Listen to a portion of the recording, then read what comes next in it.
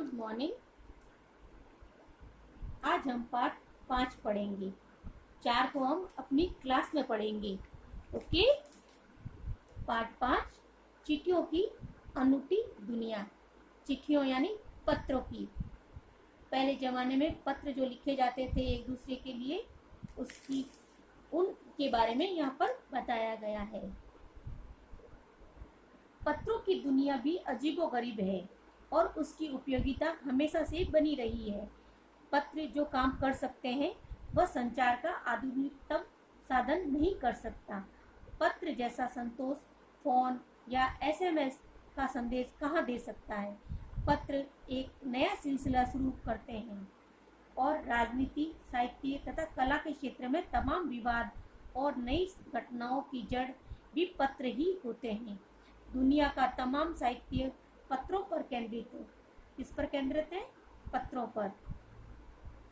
और मानव सभ्यता के विकास में इन सभी ने अनूठी भूमिका निभाई है।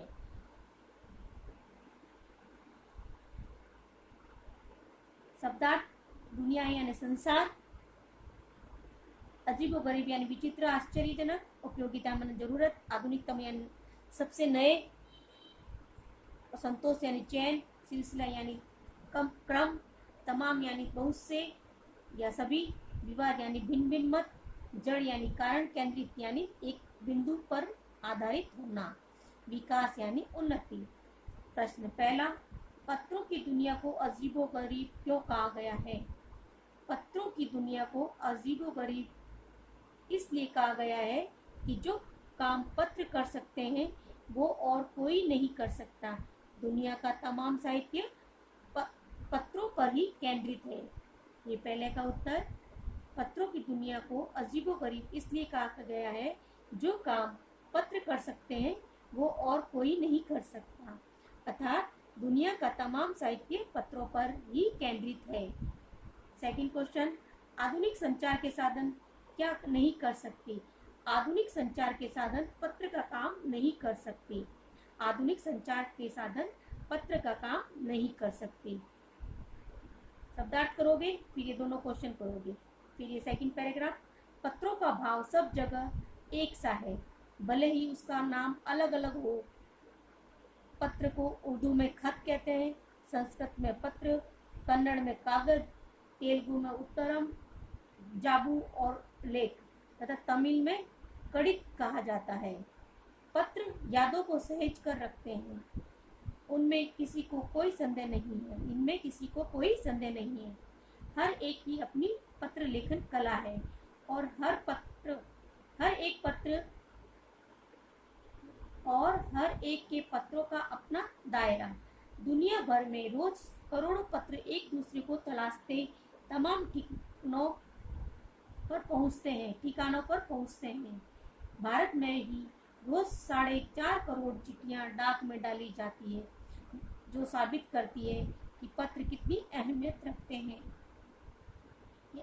पत्रों की दुनिया के बारे में बताया गया है कि और पत्रों को किस किस नाम से पुकारा जाता है, उनके बारे में है। फर्स्ट क्वेश्चन, उपयुक्त गद्यांश का उचित शीर्षक लिखिए। आप कुछ भी लिख सकते हो, मैंने यहाँ पे लिखा है पत्रों का महत्व। इसका ये शीर्षक ये भी हो सकता है कि पत्रों का महत्व। फिर सेकंड, पत्र को उर्दू में खत कहते हैं। नहीं, पत्र को उर्दू और कन्नड़ में क्या कहा जाता है? पत्र को उर्दू में खत और कन्नड़ में कागज कहा जाता है। फिर पंडित जवाहरलाल नेहरू ने सन 1953 में सही ही कहा था कि हजारों साल तक संचार का साधन केवल हरकारे यानी एक स्थान से दूसरे स्थान पर जो संदेश पहुंचाते हैं उसको हरकारे कहा जाता है, या फिर से तेज घोड़े रहे हैं। उसके बाद पहिए आए, पर रेलवे और तार से भारी बदलाव आया। तार ने रेलों से भी तेज गति से संवाद पहुंचाने का सिलसिला शुरू किया। अब टेलीफोन, वायरलेस और आगे रेडार, दुनिया बदल रहा है। हरकारे यानी वह व्यक्ति जो पहले के समय में पैदल चलकर संदेश पहुंचाते थे। भारी यानी बड़ा, बदलाव यानी परिवर्तन, सिलसिले यानी क्रम। पाठ वह लेखक का नाम लिखिए। आप खुद लिखिए पाठ का नाम देखकर, और लेखक का नाम भी खुद लिखिए, पीछे लिखा हुआ है चैप्टर में। फिर ये हर कार्य किन्हें कहते हैं, वे क्या कार्य करते हैं। हर कार्य वह व्यक्ति जो पहले के समय में पैदल चलकर संदेश पहुंचाते थे, उन्हें हर कार्य कहा जाता है। और इनका कार्य है कि एक स्थान से दूसरे स्थान पर संदेश पहुंचाना। ओके, हर कार्य वह व्यक्ति जो पहले के समय में पैदल चलकर संदेश पहुंचाते थे, उन्हें हर कार्य कहा जाता है। और इनका कार्य है एक स्थान से दूसरे स्थान पर संदेश पहुंचाना। ओके, आज हम यहाँ तक ही पढ़ेंगे। चैप्टर 5 शब्दार्थ प्रश्न उत्तर, शब्दार्थ प्रश्न उत्तर, शब्दार्थ प्रश्न उत्तर। ओके, ये सब आपको काम करना है। फिर बाद में हम नेक्स्ट